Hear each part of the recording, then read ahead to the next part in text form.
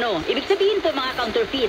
Like halimbawa mga Gucci pero hindi pala original. So kinumpiska siya, no? Hindi kasi pwedeng ganon dahil nagbabayad yung mga brand owner niyan. Malaking binabayaran para protektahan po yung trademark nila at yung kanilang produkto.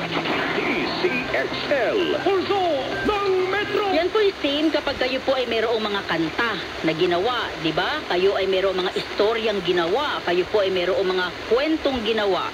Tapos makikita po ninyo ginawang pelikula ng isang direktor na hindi po nagpaalam sa inyo o hindi po nagbayad. Pwedeng gamitin niya ni direktor.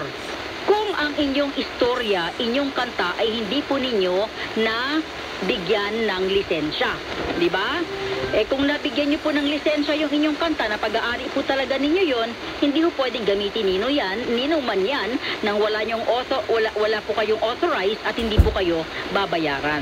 DCXL, Pulso ng... Eto na po sa mga nagmamahal sa aktor na si Ken Chan. Actually gusto ko malaman sino siya. Ha? Grabe naman, Arwen Lourdes, parang kilala mo lang si Raymar Santiago.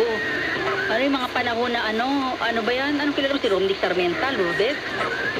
Artista sa GMA. Sorry lang pero hindi kasi ako familiar sa kanya.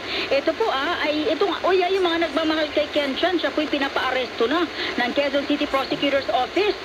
Si Ken Chan ay kasama po sa 6 na iba pang individual. Si Boyet. Sino si Boyet?